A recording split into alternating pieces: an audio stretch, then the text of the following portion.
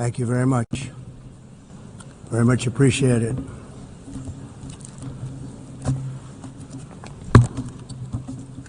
And I don't mind making this speech without a teleprompter, because the teleprompter is not working. I feel very happy to be up here with you nevertheless, and that way you speak more from the heart.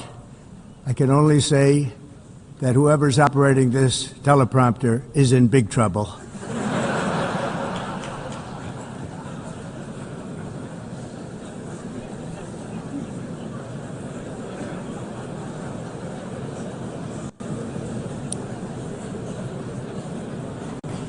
Hello, Madam First Lady.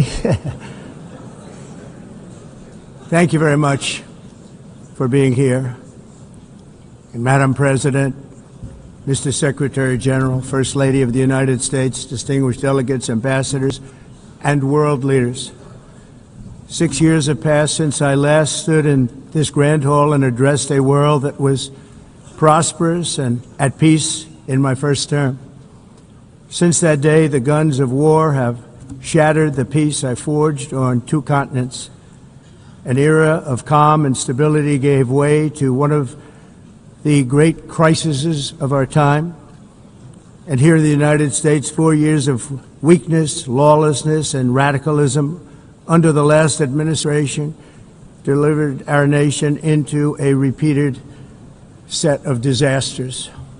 1 year ago, our country was in deep trouble, but today, just 8 months into my administration, we are the hottest country anywhere in the world, and there is no other country even close. America is blessed with the strongest economy, the strongest borders, the strongest military, the strongest friendships, and the strongest spirit of any nation on the face of the earth. This is indeed the golden age of America. We are rapidly reversing the economic calamity we inherited from the previous administration, including ruinous price increases and record-setting inflation. Inflation like we've never had before. Under my leadership, energy costs are down, gasoline prices are down, grocery prices are down, mortgage rates are down, and inflation has been defeated. The only thing that's up is the stock market, which just hit a record high.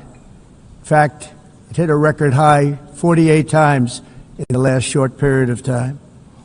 Growth is surging, manufacturing is booming. The stock market, as I said, is doing better than it's ever done, and all of you in this room benefit by that. Almost everybody. And importantly, workers' wages are rising at the fastest pace in more than 60 years. And that's what it's all about, isn't it? In 4 years of President Biden, we had less than $1 trillion of new investment into the United States. In just 8 months since I took office, we have secured commitments and money already paid for $17 trillion. Think of it, 4 years, less than $1 trillion, 8 months, much more than $17 trillion is being invested in the United States, and it's now pouring in from all parts of the world. We've implemented the largest tax cuts in American history and the largest regulation cuts in American history, making this once and again the best country on earth to do business. And many of the people in this room are investing in America, and it's turned out to be an awfully good investment during this 8-month period. In my first term, I built the greatest economy in the history of the world. We had the best economy ever, history of the world. And I'm doing the same thing again, but this time it's actually much bigger and even better. The numbers far surpass my record-setting first term.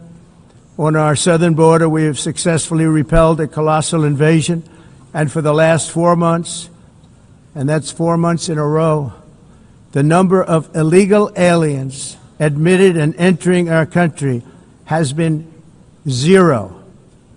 Hard to believe. because if you look back just a year ago, it was millions and millions of people pouring in from all over the world, from prisons, from mental institutions, drug dealers. All over the world they came. They just poured into our country with the ridiculous open border policy of the Biden administration. Our message is very simple. If you come illegally into the United States, you're going to jail, or you're going back to where you came from, or perhaps even further than that. You know what that means. I want to thank the country of El Salvador for the successful and professional job they've done in receiving and jailing so many criminals that entered our country. And it was under the previous administration that the number became record-setting, and they're all being taken out. We have no choice. And other countries have no choice, because other countries are in the exact same situation with immigration. It's destroying your country, and you have to do something about it. On the world stage, America is respected again like it has never been respected before. You think about 2 years ago, 3 years ago, 4 years ago, or 1 year ago, we were a laughingstock all over the world. At the NATO summit in June, virtually all NATO members formally committed to increase defense spending, at my request, from 2% to 5% of GDP, making our alliance far stronger and more powerful than it was ever before.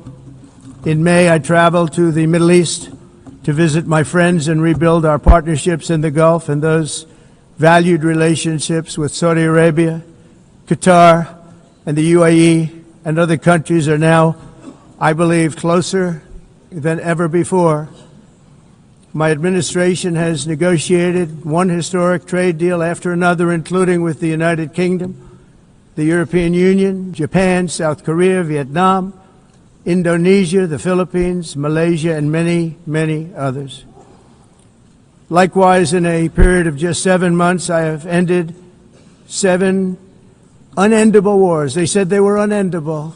You're never going to get them solved. Some were going for 31 years, 2 of them, 31, think of it, 31 years. One was 36 years. One was 28 years. I ended 7 wars. And in all cases, they were raging with countless thousands of people being killed. This includes Cambodia and Thailand, Kosovo and Serbia, the Congo and Rwanda, a vicious, violent war that was, Pakistan and India, Israel and Iran, Egypt and Ethiopia, and Armenia and Azerbaijan. It included all of them. No president or prime minister, and for that matter, no other country has ever done anything close to that. And I did it in just 7 months. It's never happened before.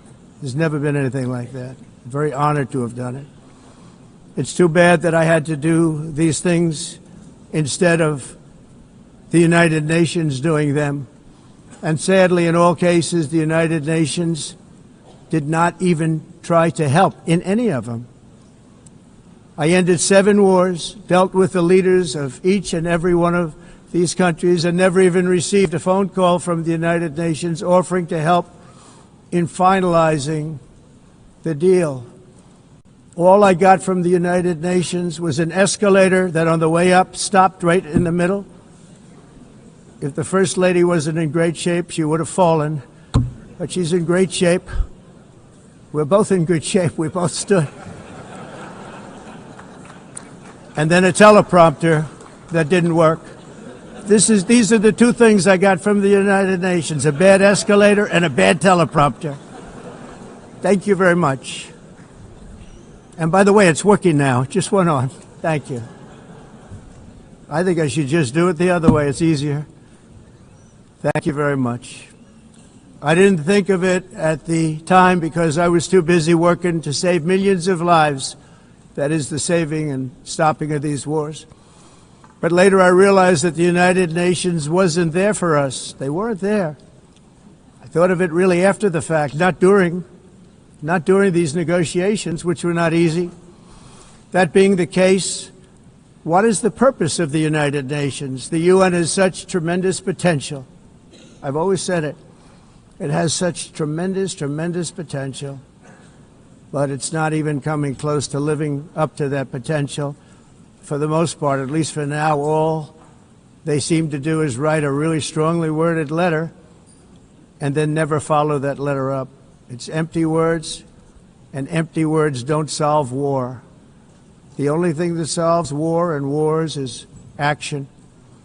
Now, after ending all of these wars and also earlier negotiating the Abraham Accords, which is a very big thing for which our country received no credit, never receives credit. Everyone says that I should get the Nobel Peace Prize for each one of these achievements. But for me, the real prize will be the sons and daughters who live to grow up with the mothers and fathers, because millions of people are no longer being killed in endless and unglorious wars. What I care about is not winning prizes, it's saving lives. We saved millions and millions of lives with the 7 wars. And we have others that we're working on, and you know that. Many years ago, a very successful real estate developer in New York, known as Donald J. Trump, I bid on the renovation and rebuilding of this very United Nations complex. I remember it so well. I said at the time that I would do it for $500 million, rebuilding everything.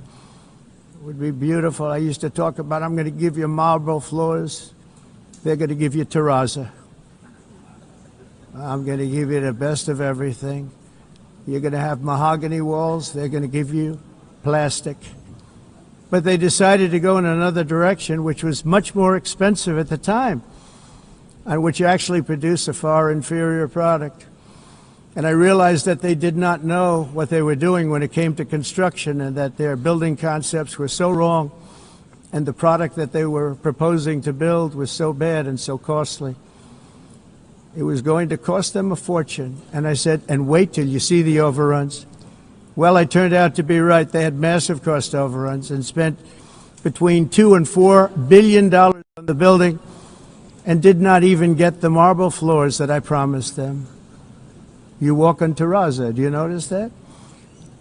As far as I'm concerned, frankly, looking at the building and getting stuck on the escalator, they still haven't finished the job. They still haven't finished. That was years ago.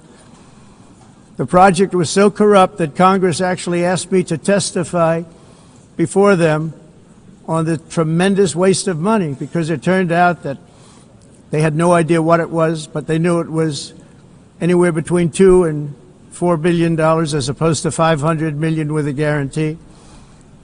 But they had no idea, and I said it cost much more than $5 billion. Unfortunately, many things in the United Nations are happening just like that, but on an even much bigger scale, much, much bigger. Very sad to see. Whether the UN can manage to play a productive role, I've come here today to offer the hand of American leadership and friendship to any nation in this assembly that is willing to join us in forging a safer, more prosperous world. And it's a world that we'll be much happier with. A dramatically better future is within our reach. But to get there, we must reject the failed approaches of the past and work together to confront some of the greatest threats in history. There is no more serious danger to our planet today than the most powerful and destructive weapons ever devised by man, of which the United States, as you know, has many. Just as I did in my first term, I've made containing these threats a top priority, starting with the nation of Iran. My position is very simple. The world's #1 sponsor of terror can never be allowed to possess the most dangerous weapon. That's why shortly after taking office, I sent the so-called Supreme Leader a letter making a generous offer. I extended a pledge of full cooperation in exchange for a suspension of Iran's nuclear program. The regime's answer was to continue their constant threats to their neighbors and U.S. interests throughout the region, and some great countries that are right nearby. Today, many of Iran's former military commanders, in fact, I can say almost all of them, are no longer with us. They're dead. And 3 months ago, in Operation Midnight Hammer, 7 American B-2 bombers dropped the 14 30,000-pound each bombs on Iran's key nuclear facilities, totally obliterating everything. No other country on earth could have done what we did. No other country has the equipment to do what we did. We have the greatest weapons on earth. We hate to use them. But we did something that for 22 years people wanted to do. With Iran's nuclear enrichment capacity demolished, I immediately brokered an end to the 12-day war, as it's called, between Israel and Iran, with both sides agreeing to fight no longer. As everyone knows, I have also been deeply engaged in seeking a ceasefire in Gaza. Have to get that done. Have to get it done. Unfortunately, Hamas has repeatedly rejected reasonable offers to make peace. We can't forget October 7th, can we? Now, as if to encourage continued conflict, some of this body is seeking to unilaterally recognize a Palestinian state. The rewards would be too great for Hamas terrorists for their atrocities. This would be a reward for these horrible atrocities, including October 7th, even while they refuse to release the hostages or accept a ceasefire. Instead of giving to Hamas and giving so much, because they've taken so much, they have taken so much. This could have been solved so long ago. But instead of giving in to Hamas's ransom demands, those who want peace should be united with one message: release the hostages now. Just release the hostages now. Thank you.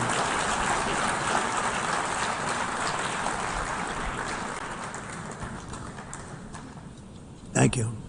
As we have got to come together, and we will come together, got to get it done. We have to stop the war in Gaza immediately. We have to stop it. We have to get it done. We have to negotiate. Immediately have to negotiate peace. We got to get the hostages back. We want all 20 back. We don't want 2 and 4. As you know, I got, along with Steve Witkoff and others that helped us, Marco Rubio, we got most of them back. We were involved in all of them.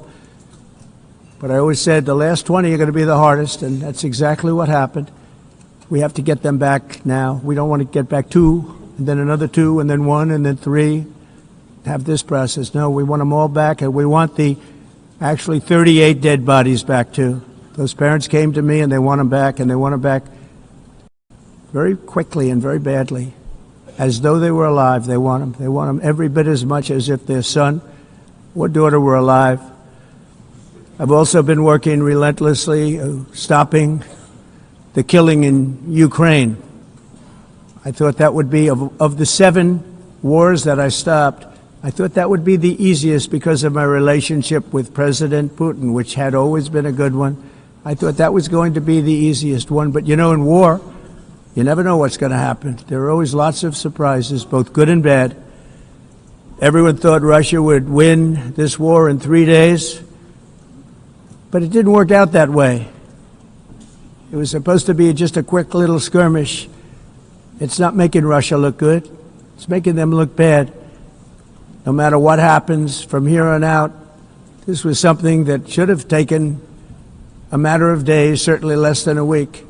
And they've been fighting for 3.5 years and killing anywhere from 5,000 to 7,000 young soldiers, mostly soldiers, on both sides, every single week, from 5,000 to 7,000 dead young people, and some in cities, much smaller numbers, where rockets are shot, where drones are dropped.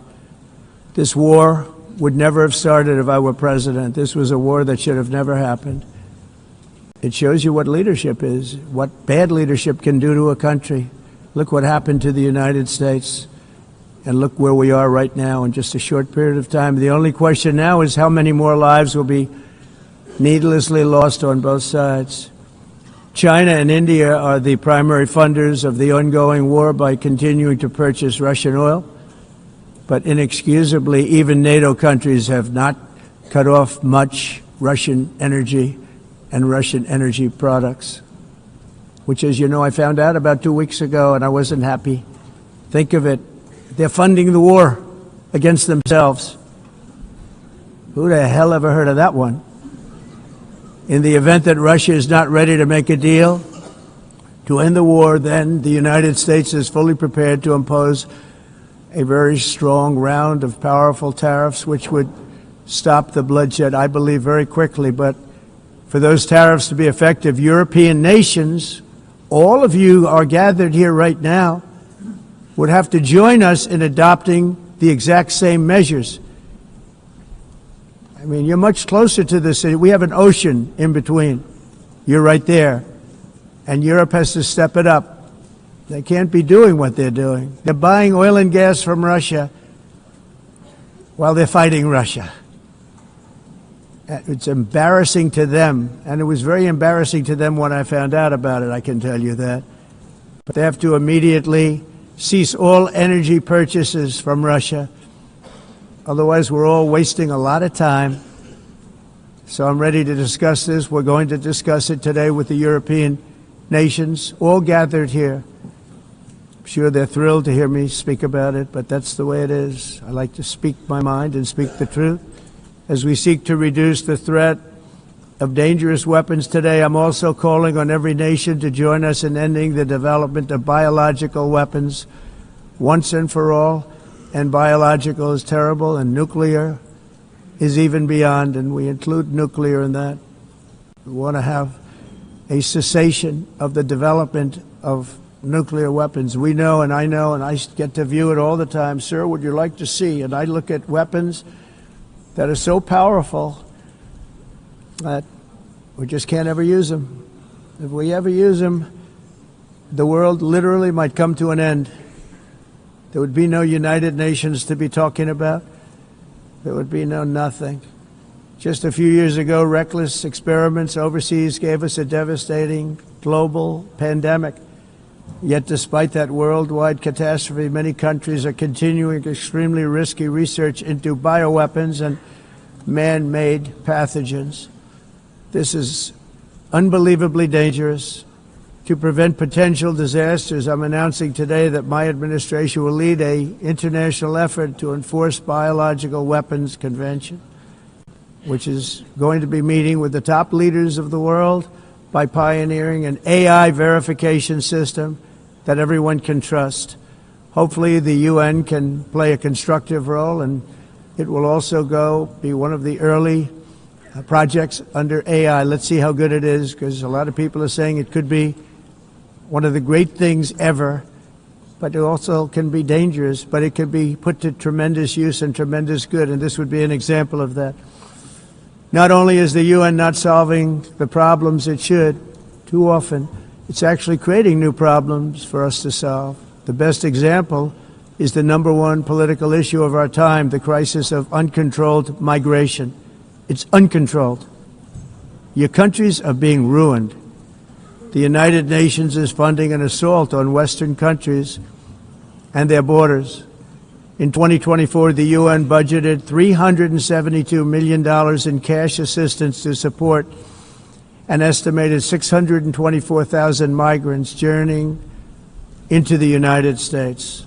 Think of that. The UN is supporting people that are illegally coming into the United States, and then we have to get them out. The UN also provided food, shelter, transportation, and debit cards to illegal aliens. Can you believe that? On the way to infiltrate our southern border. Millions of people came through that southern border.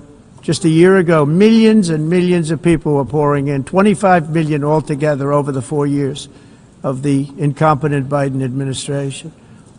And now we have it stopped, totally stopped. In fact, they're not even coming anymore because they know they can't get through. But what took place is totally unacceptable. The UN is supposed to stop invasions, not create them and not finance them. In the United States, we reject the idea that mass numbers of people from foreign lands can be permitted to travel halfway around the world, trample our borders, violate our sovereignty, cause unmitigated crime, and deplete our social safety net. We have reasserted that America belongs to the American people, and I encourage all countries to take their own stand in defense of their citizens as well. You have to do that because I see it. I'm not mentioning names. I see it, and I can call every single one of them out. You're destroying your countries. They're being destroyed. Europe is in serious trouble. They've been invaded by a force of illegal aliens like nobody's ever seen before. Illegal aliens are pouring into Europe. Nobody is ever, and nobody's doing anything to change it, to get them out. It's not sustainable. And because they choose to be politically correct, they're doing just absolutely nothing about it. And I have to say, I look at London, where you have a terrible mayor, terrible, terrible mayor, and it's been so changed, so changed. Now they want to go to Sharia law, but you're in a different country. You can't do that.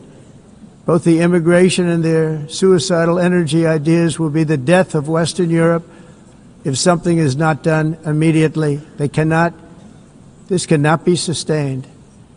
What makes the world so beautiful is that each country is unique. But to stay this way, every sovereign nation must have the right to control their own borders. You have the right to control your borders, as we do now, and to limit the sheer numbers of migrants entering their countries and paid for by the people of that nation that were there and that built that particular nation at the time. They put their blood, sweat, tears, money into that country, and now they're being ruined.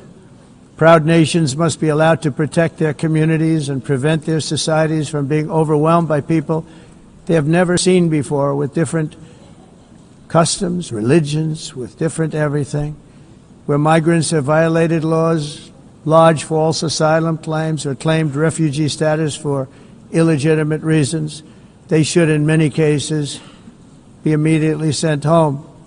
And while we will always have a big heart for places and people that are struggling and truly compassionate, answers will be given.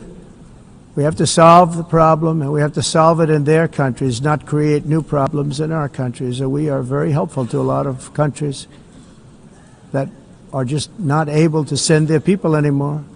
They used to send them to us in caravans of 25,000, 30,000 people each. These massive caravans of people pouring into our country, totally unchecked and unvetted. But not anymore. According to the Council of Europe, in 2024, almost 50% of inmates in German prisons were foreign nationals or migrants. In Austria, the number was 53% of the people in prisons were from places that weren't from where they are now. In Greece, the number was 54%, and in Switzerland, beautiful Switzerland, 72% of the people in prisons are from outside of Switzerland. When your prisons are filled with so-called asylum seekers who repaid kindness, and that's what they did, they repaid kindness with crime, it's time to end the failed experiment of open borders. You have to end it now. See, I can tell you, I'm really good at this stuff. Your countries are going to hell. In America, we've taken bold action to swiftly shut down uncontrolled migration. Once we started detaining and deporting everyone who crossed the border and removing illegal aliens from the United States, they simply stopped coming. They're not coming anymore. We're getting a lot of credit, but they're not coming anymore. This was a humanitarian act for all involved, because on the trips up, thousands of people a week were dying. Women were being raped. Nobody's ever seen anything like it. Raped, horribly beaten, raped. On the trip up, the journey up, it was a long walk. It was a long, arduous journey, indeed. And it was also a historic victory against human trafficking throughout the region. What we did was a victory, and we saved so many lives of people that wouldn't make the journey. That journey was loaded up with death. Loaded up with death. Dead bodies all along the roads of jungles to get up. They go through jungles, they go through areas so hot you couldn't breathe. They were dying of suffocation. Areas so hot that you couldn't breathe. Dead bodies all over.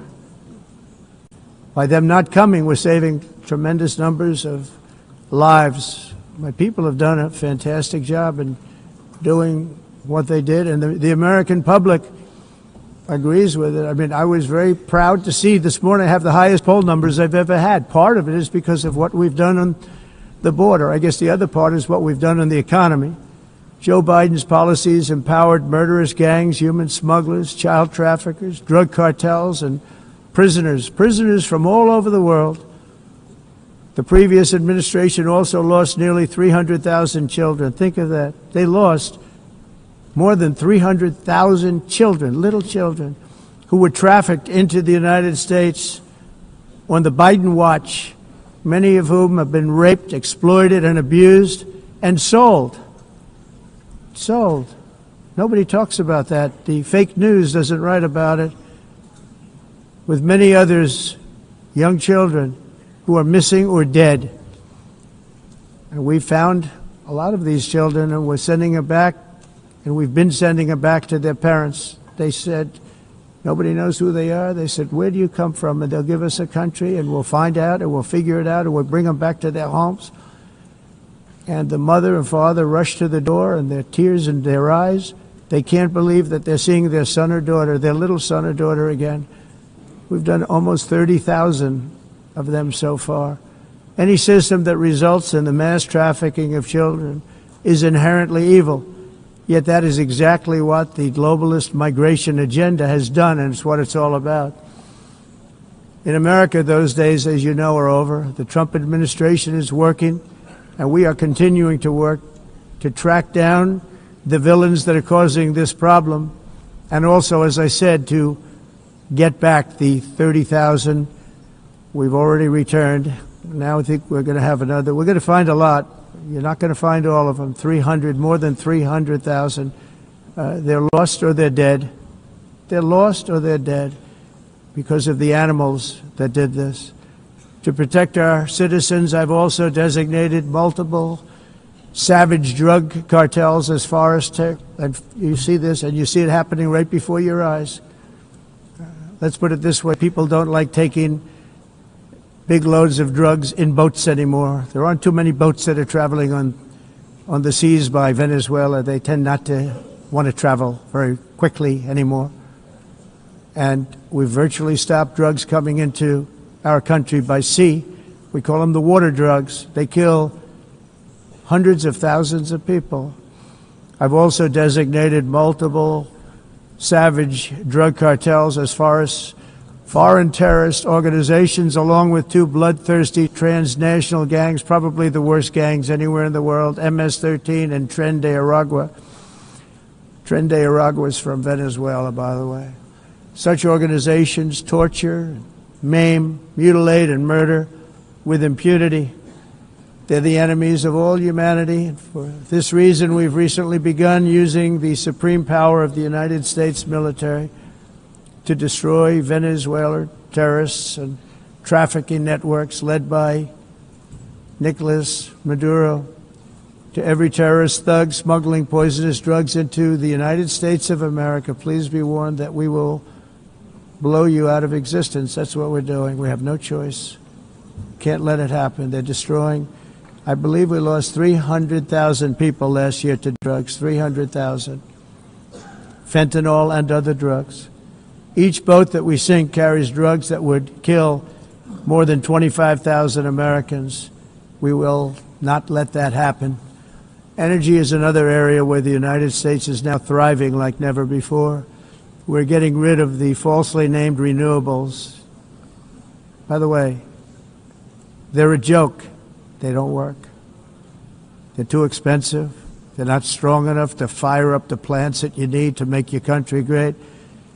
The wind doesn't blow. Those big windmills are so pathetic and so bad, so expensive to operate. Then they have to be rebuilt all the time, and they start to rust and rot. Most expensive energy ever conceived, and it's actually energy. You're supposed to make money with energy, not lose money. You lose money, the governments have to subsidize. You can't put them out without massive subsidies. And most of them are built in China, and I give China a lot of credit. They build them, but they have very few wind farms. So why is it that they build them and they send them all over the world, but they barely use them? You know what they use? Coal. They use gas. They use almost anything, but they don't like wind. But they sure as hell like selling the windmills.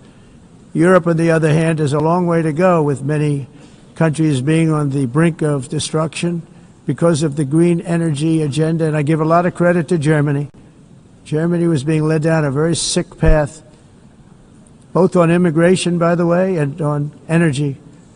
They were going green, and they were going bankrupt. And the new leadership came in, and they went back to where they were, with fossil fuel and with nuclear, which is good. It's now safe, and you can do it properly.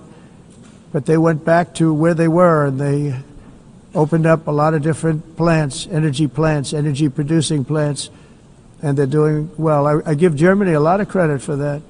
They've said this is a disaster, what's happening. They were going all green. All green is all bankrupt. That's what it represents. And it's not politically correct. I'll be very badly criticized for saying it, but I'm here to tell the truth. I don't care. It doesn't matter to me. I'm in New York City. I'm feeling a lot safer. Crime, we're getting crime down.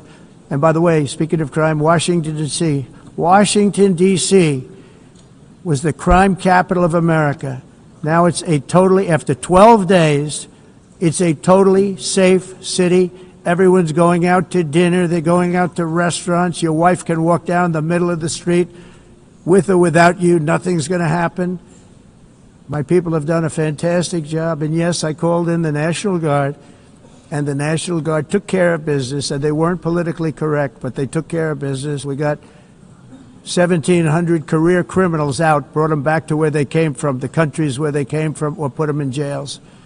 Washington, D.C. is now a totally safe city again, and I welcome you to come. In fact, we'll have dinner together at a local restaurant, and we'll be able to walk. We don't have to go by an armor-plated vehicle.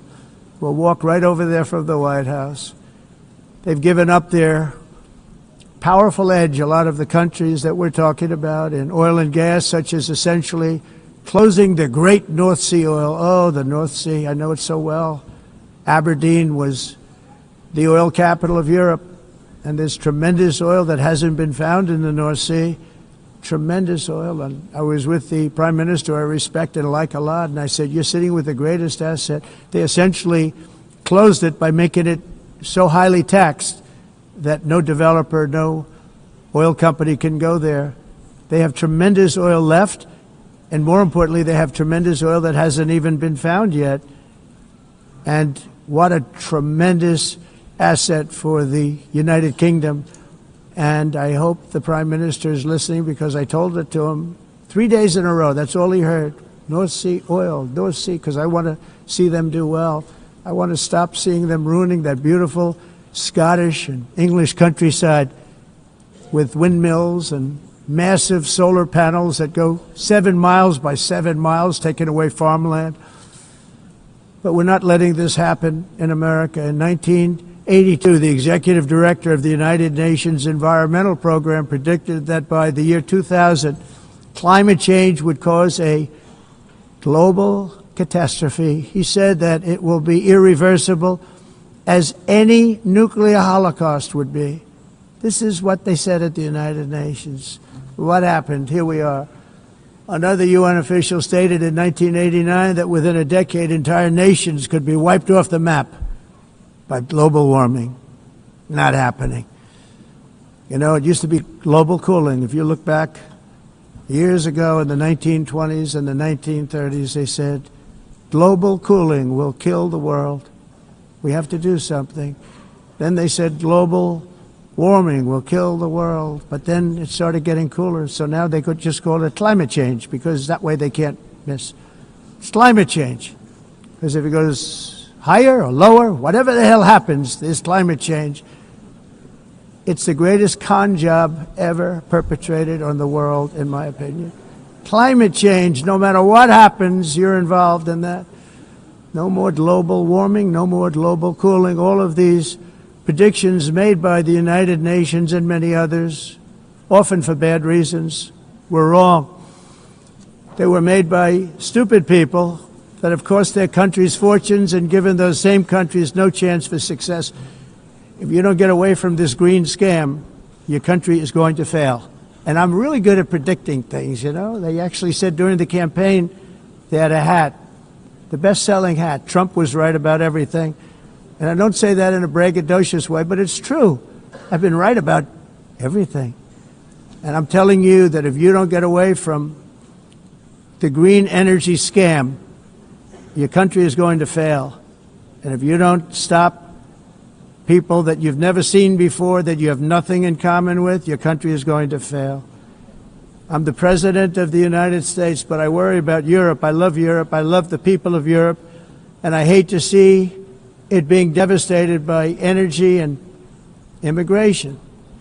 This double-tailed monster destroys everything in its wake, and they cannot let that happen any longer. You're doing it because you want to be nice. You want to be politically correct, and you're destroying your heritage. They must take control strongly and immediately of the unmitigated immigration disaster and the fake energy catastrophe before it's too late. The carbon footprint is a hoax made up by people with evil intentions, and they're heading down a path of total destruction. You know, the carbon footprint was a big, big thing a few years ago. I remember hearing about the carbon footprint, and then President Obama would get into Air Force One, a massive Boeing 747, and not a new one, an old one with old engines that spew everything into the atmosphere. He'd talk about the carbon footprint, we must do so. Then he'd get in and he'd fly from Washington to Hawaii to play a round of golf. And then he'd get back onto that big, beautiful plane and he'd fly back and he'd talk about, again, global warming and the carbon footprint. It's a con job. At extreme cost and expense, Europe reduced its own carbon footprint by 37%. Think of that. Congratulations, Europe. Great job. You cost yourself a lot of jobs, a lot of factories closed, but you reduced the carbon footprint by 37%. However, for all of that sacrifice and much more, it's been totally wiped out and then some by a global increase of 54%. Much of it coming from China and other countries that are thriving around China, which now produces more CO2 than all the other developed nations in the world.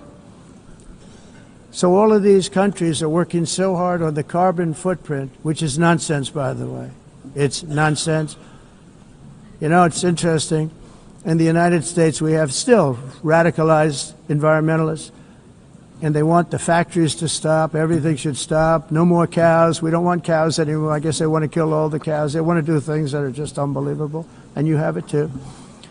But you know, we have a border, strong, and we have a shape, and that shape doesn't just go straight up. That shape is amorphous when it comes to the atmosphere. And if we had the most clean air, and I think we do, we have very clean air. We have the cleanest air we've had in many, many years.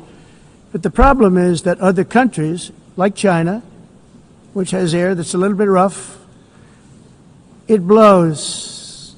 And no matter what you're doing down here, the air up here tends to get very dirty because it comes in from other countries where their air isn't so clean. And the environmentalists refuse to acknowledge that. Same thing with garbage. In Asia, they dump much of their garbage right into the ocean. And over about a 1 week and 2 week journey, it flows right past Los Angeles. You've seen it. Massive amounts of garbage, almost too much to do anything about. flowing past Los Angeles, past San Francisco, and then somebody would get in trouble because he dropped a cigarette on the beach. The whole thing is crazy. The primary effect of these brutal green energy policies has not been to help the environment, but to redistribute manufacturing and industrial activity from developed countries that follow the insane rules that are put down to polluting countries that break the rules and are making a fortune. They're making a fortune. European electricity bills are now 4 to 5 times more expensive than those in China, and 2 to 3 times higher than the United States. And our bills are coming way down. You probably see that our gasoline prices are way down. You know, we have an expression, drill. Nós reduzimos os custos de energia porque nós faremos, como a expressão, vamos fazer tudo isso, reduzir os custos de energia, e os custos diminuíram nos Estados Unidos. Common to see one.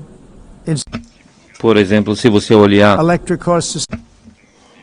nos países em faturas de energia, mas nós nos Estados Unidos conseguimos usar eles e evitar aumento da temperatura, porque é muito caro também usar nada e ninguém usa. Tudo isso a mudança. Esse agenda mundialista não tem nenhum sentido. Entire societies must be rejected País and it must be immediate. That's why in America I withdrew from the where, by the way, America was paying so much more than every country. Others weren't paying. China didn't have to pay until 2030. Russia was given an old standard that was easy to meet, a 1990 standard. But for the United States, we're supposed to pay like $1 trillion. And I said, this is another scam. The fact is, the United States has been taken advantage of by the world for many, many years, but not any longer, as you probably noticed.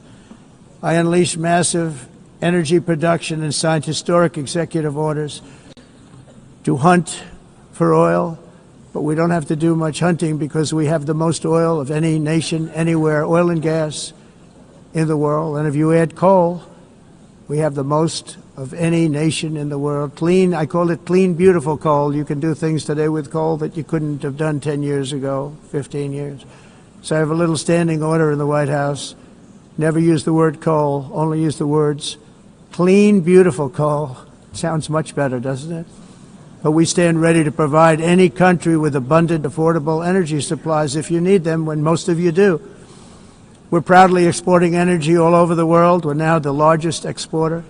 In the United States, we want trade and robust commerce with all nations, everybody. We want to help nations. We're going to help nations. But it must also be fair and reciprocal. The challenge with trade is much the same with climate. The countries that followed the rules, all their factories have been plundered. It's really sad to watch. They've been broken. They've been broken by countries that broke the rules. That's why the United States is now applying tariffs to other countries, and much as these tariffs were for many years applied to us, uncontrollably applied to us. We've used tariffs as a defense mechanism under the Trump administration, including my first term, where hundreds of billions of dollars in tariffs were taken in. And by the way, we had the lowest inflation, and now we have very low inflation. The only thing different is that we have hundreds of billions of dollars flowing into our country. But this is how we will ensure that the system works for everyone and is sustainable into the future. We're also using tariffs to defend our sovereignty and security throughout the world, including against nations that have taken advantage of former U.S. administrations for decades, including the most corrupt, incompetent administration in history, the sleepy Joe Biden administration. Brazil now faces major tariffs in response to its unprecedented efforts to interfere in the rights and freedoms of our American citizens and others, with censorship, repression, weaponization, judicial corruption, and targeting of political critics in the United States. I have a little problem saying this because I must tell you, I was walking in and the leader of Brazil was walking out. We saw him and I saw him, he saw me, and we embraced. And then I'm saying, can you believe I'm going to be saying this in just 2 minutes? But we actually agreed that we would meet next week. We didn't have much time to talk, like about 20 seconds. They were in retrospect, I'm glad I waited because this thing didn't work out too well. But we did talk, we had a good talk, and we agreed to meet next week, if that's of interest. But he seemed like a very nice man, actually. He liked me, I liked him. But if you, and I only do business with people I like. When I don't like them, I don't like them. But we had, at least for about 39 seconds, we had excellent chemistry. It's a good sign. But also in the past, Brazil, can you believe this, unfairly tariffed our nation, but now because of our tariffs, we are hitting them back, and we're hitting them back very hard. As president, I will always defend our national sovereignty and the rights of American citizens. So I'm very sorry to say this, that Brazil is doing poorly and will continue to do poorly. They can only do well when they're working with us. Without us, they will fail, just as others have failed. It's true. Next year, the United States will celebrate the 250th anniversary of our glorious independence, a testament to enduring power and American freedom and spirit. We will also be proudly hosting the 2026 FIFA World Cup, and shortly thereafter, the 2028 Olympics, which is going to be very exciting. I hope you all come. I hope that countless people from all over the globe will take part of these will be great celebrations of liberty and human achievement, and that together we all can rejoice in the miracles of history that began in July 4th, 1776, when we founded the light to all nations. And it's something really that an amazing thing came out of that date. It's called the United States of America. In honor of this momentous anniversary, I hope that all countries who find inspiration in our example will join us in renewing our commitment, values, and those values really that we hold so dear. Together, let us defend free speech and free expression. Let us protect religious liberty, including for the most persecuted religion on the planet today. It's called Christianity. And let us safeguard our sovereignty and cherish qualities that have made each of our nations so special, incredible, and extraordinary. In closing, I just want to repeat that immigration and the high cost of so-called green renewable energy is destroying a large part of the free world and a large part of our planet. Countries that cherish freedom are fading fast because of their policies on these two subjects. You need strong borders and traditional energy sources if you are going to be great again. Whether you have come from north or south, east or west, near or far, every leader in this beautiful hall today represents a rich culture, a noble history, and a proud heritage that makes each nation majestic and unique, unlike anything else in human history or any other place on the face of the earth. From London to Lima, from Rome to Athens, from Paris to Seoul, from Cairo to Tokyo and Amsterdam to right here in New York City, we stand on the shoulders of the leaders and legends, generals and giants, heroes and titans who won and built our beloved nations, all of our nations, with their own courage, strength, spirit, and skill. Our ancestors climbed mountains, conquered oceans, crossed deserts, and trekked over wide open plains. They charged into thunderous battles, plunged into grave dangers, and they were soldiers and farmers and workers and warriors and explorers and patriots. They built towns into cities, tribes into kingdoms, ideas into industries, and small islands into mighty empires. You're a part of all of that. They were champions for their people who never gave up and who never, ever gave in. Their values defined our national identities. Their visions forged our magnificent destiny. Everybody in this room is a part of it in your own way. Each of us inherits the deeds and the myths, the triumphs, the legacies of our own heroes and founders who so bravely showed us the way. Our ancestors gave everything for homelands that they defended with pride, with sweat, with blood, with life, and with death. Now the righteous task of protecting the nations that they built belongs to each and every one of us.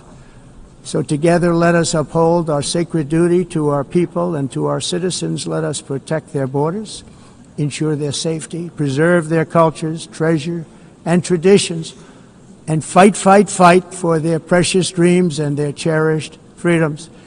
And in friendship and really a beautiful vision, let us all work together to build a bright, beautiful planet, a planet that we all share, a planet of peace and a world that is richer, better, and more beautiful than ever before. That can happen. It will happen. It will happen, and I hope it can happen and start right now, right at this moment. We'll turn it around. We're going to make our countries better, safer, more beautiful.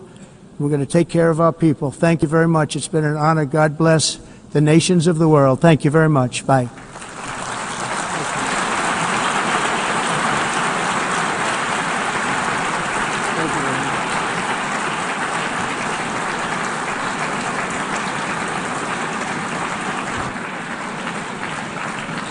On behalf of the Assembly, I wish to thank the